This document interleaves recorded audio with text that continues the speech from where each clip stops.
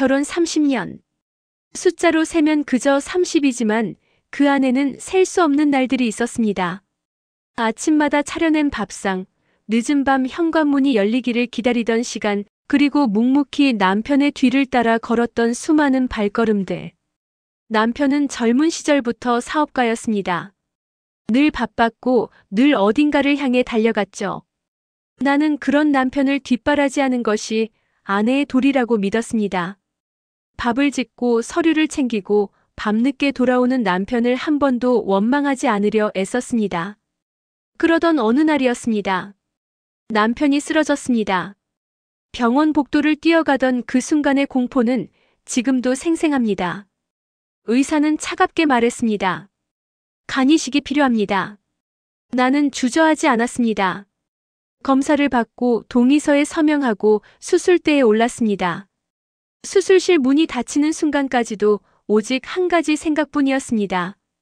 당신만 살아있으면 돼요. 내 몸 일부가 남편에게 옮겨졌습니다. 그렇게 우리는 문자 그대로 한 몸이 되었습니다. 수술 후 몇 달간의 병수발은 지옥이었습니다.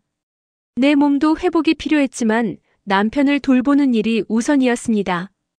휠체어를 밀며 병원 복도를 걷고 물 한 모금 떠주고 밤새 침대 옆을 지켰습니다. 온몸이 부서져 내리는 것 같았지만 이상하게도 행복했습니다. 이것이 사랑의 증명이라고 믿었으니까요. 드디어 남편은 완치되었습니다. 퇴원하던 그날 봄바람이 참 따뜻했습니다. 병원 정문을 나서는 순간 남편이 내 손을 꼭 잡았습니다. 고마워. 정말 고마워. 이제부터 잘할게. 그의 눈에는 눈물이 맺혀 있었습니다. 나는 그 말을 믿었습니다. 아니, 믿고 싶었습니다. 30년을 함께 산 사람이, 내 몸 일부를 받은 사람이 이제는 달라질 거라고. 하지만 세상은 내 바람대로 흘러가지 않았습니다. 그 봄날 이후 우리의 인생은 전혀 예상치 못한 방향으로 흘러가기 시작했습니다. 희망으로 가득했던 퇴원날의 봄바람은 이제와 돌이켜보면 차가운 예고였는지도 모르겠습니다. 무언가 끝나가고 있다는 그런 신호였을까요? 남편은 빠르게 회복했습니다. 그리고 다시 일에 매달렸습니다. 예전처럼, 아니, 어쩌면 예전보다 더 열심히 일했습니다. 살아남았다는 안도감 때문이었을까요? 하지만 정작 달라진 건 남편이 아니라 나였습니다. 병간호를 하는 동안 내 마음 한구석에서는 무언가가 조용히 식어가고 있었습니다. 말로는 표현할 수 없는 텅 빈 느낌. 사랑이 식는다는 게 이런 걸까요? 아니면 그저 지쳐버린 걸까요? 그러던 어느 날 밤이었습니다. 남편의 휴대폰이 울렸습니다. 잠든 남편 대신 확인하려던 순간 화면에 떠오른 문자 하나가 내 심장을 멈추게 했습니다. 오늘도 기다릴게요. 보낸 사람은 여자 이름이었습니다. 젊은 느낌의 낯선 이름. 손이 떨렸습니다. 아니라고 착각이라고 스스로를 다독였습니다. 하지만 마음 깊은 곳에서는 이미 알고 있었습니다. 뭔가 잘못되었다는 것을. 다음 날부터 나는 탐정이 되었습니다. 남편의 행동 하나하나를 관찰했습니다. 평소보다 샤워를 자주 하는 것, 귀가 시간이 늦어진 것, 전화 받을 때 방 밖으로 나가는 것. 그리고 결정적인 증거를 발견했습니다. 남편의 차 뒷좌석에서 여성용 머리끈이 나왔습니다. 분홍색의 내 것이 아닌 머리끈. 코트에서는 낯선 향수 냄새가 났습니다. 달콤하고 진한 젊은 여자가 쓸 법한 향. 믿고 싶지 않았습니다. 30년을 함께 산 사람이, 내 장기를 받은 사람이 설마 그럴 리 없다고. 처음에는 싸울 힘조차 없었습니다. 그저 하루하루를 버텼습니다. 아침에 일어나 밥을 짓고 빨래를 널고 저녁상을 차렸습니다. 겉으로는 아무 일 없는 것처럼. 하지만 밤마다 혼자 이불을 뒤집어 쓰고 소리 없이 울었습니다. 그렇게 몇 달이 흘렀습니다. 어느 날 저녁 남편이 먼저 말을 꺼냈습니다. 식탁 앞에 마주 앉은 우리. 남편은 한참을 머뭇거리다가 입을 열었습니다. 미안해. 할 말이 있어. 심장이 쿵 내려앉았습니다. 그 여자 아이 가졌어. 세상이 무너졌습니다. 귀가 먹먹해지고 눈앞이 하얘졌습니다. 병실에서 함께 울던 시간, 수술대에 누워있던 그 순간, 휠체어를 밀며 걷던 복도 모든 것이 주마등처럼 스쳐갔습니다. 내가 내어준 건 장기만이 아니었습니다. 30년이라는 시간, 청춘, 꿈 모든 것을 주었습니다. 그런데 돌아온 건 배신이었습니다. 이혼해줘. 내가 먼저 말했습니다. 목소리는 떨렸지만 결심은 흔들리지 않았습니다. 서류에 도장을 찍는 순간 손이 멈췄습니다. 정말 이렇게 끝나는 걸까? 30년이 단 한 장의 종이로 정리되는 걸까? 하지만 도장은 결국 찍혔습니다. 떨리는 손으로. 30년의 결혼 생활은 그렇게 끝이 났습니다. 병실에 따뜻했던 봄날은 이제 아득한 기억이 되었습니다. 남편은 재혼했습니다. 그 여자는 젊었습니다. 언제나 웃음이 가득한 얼굴로 남편 옆을 지켰습니다. 남편은 들떠 있었습니다. 마치 인생을 새로 시작하는 사람처럼. 어느 날 남편이 내게 말했습니다.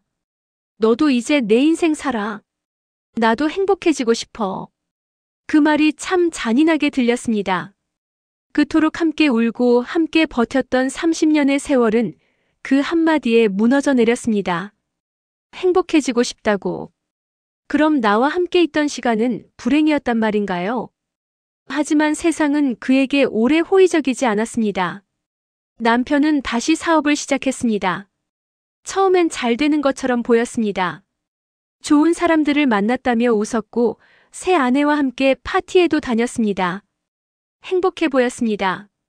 적어도 겉으로는. 그러나 시간이 지나자 조금씩 금이 가기 시작했습니다. 믿었던 거래처가 약속을 어겼습니다. 투자한 돈이 묶였습니다. 한번 흔들리기 시작한 사업은 걷잡을 수 없이 무너졌습니다. 돈 문제가 생기자 집안의 분위기도 달라졌습니다. 결정적인 일은 아이가 태어난 뒤였습니다. 그 아이는 선천성 장애를 가지고 태어났습니다. 병원 의사는 조심스럽게 말했습니다. 조기 치료가 필요합니다. 젊은 아내는 울며 외쳤습니다. 왜 우리 아이가 이런 일을 겪어야 해요? 남편은 아무 말도 하지 못했습니다. 그의 눈에는 공포와 혼란이 서려 있었습니다. 꿈꾸던 행복한 가정은 이미 산산조각 나 있었습니다. 그날 이후 부부는 사소한 일에도 싸웠습니다. 아이의 병원비, 치료 방향, 돈 문제. 하루가 멀다 하고 고성이 오갔습니다. 젊은 아내는 어느새 남편을 원망하기 시작했습니다. 이 모든 게 당신 때문이에요. 나도 이렇게 살 줄 몰랐어요. 남편은 술을 마시며 한숨만 쉬었습니다. 그가 꿈꾸던 두 번째 행복은 아이의 울음소리와 부부싸움으로 얼룩져 갔습니다. 시간이 흐를수록 젊은 아내의 외출은 잦아졌습니다. 아이를 돌보는 일은 온전히 남편의 몫이 되었습니다. 사랑으로 시작한 관계는 이제 원망과 피로만 남았습니다. 결국 사업은 완전히 무너졌습니다. 빚 독촉이 이어졌습니다. 집까지 팔아야 했습니다. 친구들은 하나둘 연락을 끊었습니다. 사람들은 잘 될 땐 모여들지만 무너질 땐 모두 떠나갑니다. 그리고 마침내 젊은 아내마저 집을 나가버렸습니다. 아이를 두고 남편은 텅 빈 거실 한가운데에서 아이를 품에 안고 울었습니다. 미안하다. 이게 다 내 탓이야. 그제야 그는 깨달았습니다. 자신이 버린 것이 얼마나 귀했는지를. 병실에서 함께 울어주던 사람, 모든 것을 내어주던 사람, 그 사람의 소중함을. 밤마다 남편은 술에 취해 내게 전화를 걸었습니다. 미안하다. 너 없인 안 되겠더라. 하지만 나는 받지 않았습니다. 그의 후회는 너무 늦었습니다. 내가 흘린 눈물의 무게는 그가 감당할 수 없는 것이었습니다. 30년을 함께 산 아내를, 자신의 생명을 나눠준 사람을 버린 대가는 이토록 가혹했습니다. 사람은 인생의 끝에서야 깨닫습니다. 진정한 불행은 돈이 없거나 병이 생기는 게 아니라는 것을. 자신을 진심으로 사랑해준 사람을 잃는 순간, 그때부터 진짜 불행이 시작된다는 것을. 이혼 후 나는 처음으로 내 이름을 되찾았습니다. 법원에서 이혼 확정 판결을 받던 날 서류에 적힌 내 이름을 보며 이상한 기분이 들었습니다. 30년 만에 다시 찾은 이름. 낯설면서도 반가웠습니다. 하지만 현실은 막막했습니다. 돈도 친구도 자신감도 없었습니다. 결혼 생활 내내 남편의 그늘 아래 살았던 나는 혼자서는 아무것도 할 수 없을 것만 같았습니다. 그러나 어느 날 거울을 보며 생각했습니다. 이대로 끝날 순 없어. 60년을 살았는데 남은 인생을 눈물로만 보낼 순 없었습니다. 뭐라도 해야 했습니다. 뭐라도. 동네 도서관에 갔습니다. 한참을 서가를 돌아다니다가 사회복지사 교재 앞에서 멈춰 섰습니다. 두꺼운 책을 펼치는 순간 낯선 단어들이 눈앞을 가득 채웠습니다. 내가 이걸 할 수 있을까? 머리가 아팠습니다. 글자는 작았고 문장은 길었습니다. 60이라는 나이가 처음으로 무겁게 느껴졌습니다. 하지만 포기하지 않았습니다. 하루에 한 줄이라도 읽고 외웠습니다. 모르는 단어는 수첩에 적었습니다. 복지관 앞을 지나갈 때마다 유심히 들여다보았습니다. 저곳에서 일하는 내 모습을 상상했습니다. 공부는 곧했습니다. 젊은 사람들도 힘들어하는 시험을 환갑이 넘은 나이에 준비한다는 것이 때론 무모하게 느껴졌습니다.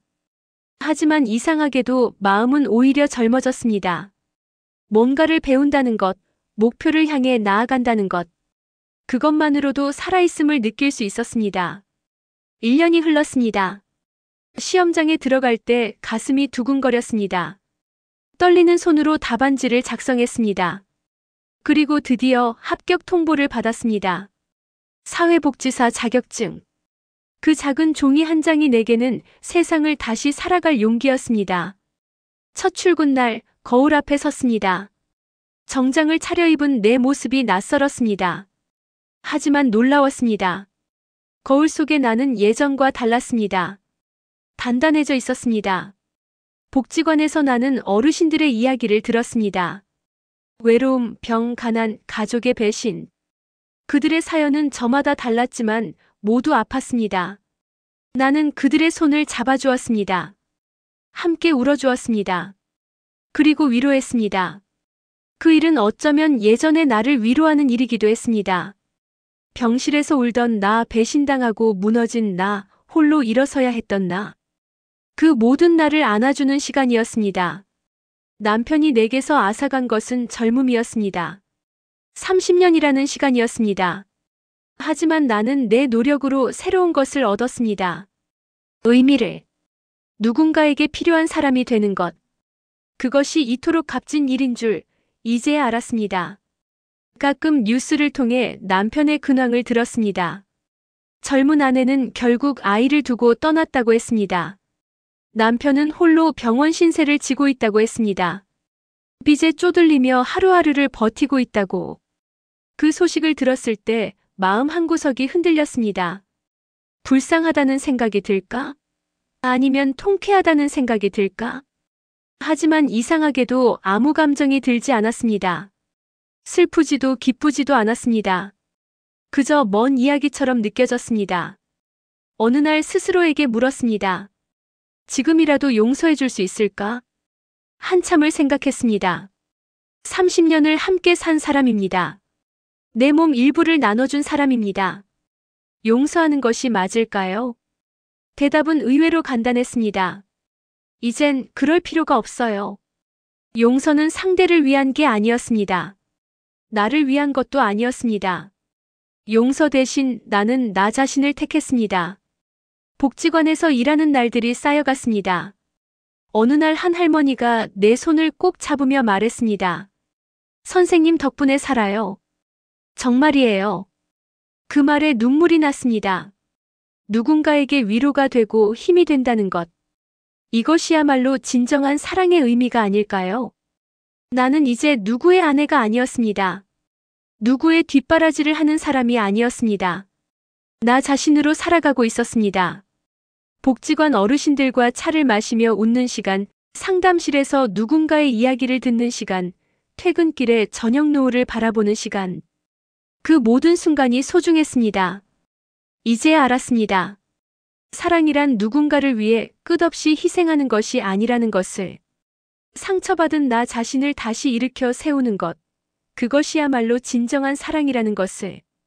어느 봄날 복지관 앞 벚꽃이 흐드러지게 피었습니다. 예전에는 봄이 올 때마다 병실이 떠올랐습니다. 남편과 함께 퇴원하던 그날의 봄바람이. 하지만 이제는 다릅니다. 이제 봄은 그저 봄일 뿐입니다. 새로운 시작의 계절, 희망의 계절. 그리고 나는 마침내 나만의 봄을 살아가고 있습니다. 60년을 살면서 깨달은 것이 있습니다. 인생은 언제든 다시 시작할 수 있다는 것. 늦었다고 생각할 때가 가장 빠른 때라는 것. 남은 생이 얼마나 될지 모르겠습니다. 하지만 이제 나는 압니다. 남은 시간 동안 누구를 원망하며 살 것인가? 아니면 나를 사랑하며 살 것인가? 그 선택은 오직 나에게 달려있다는 것을. 그리고 나는 후자를 택했습니다. 이 깨달음이야말로 내 남은 생의 가장 값진 선물이었습니다.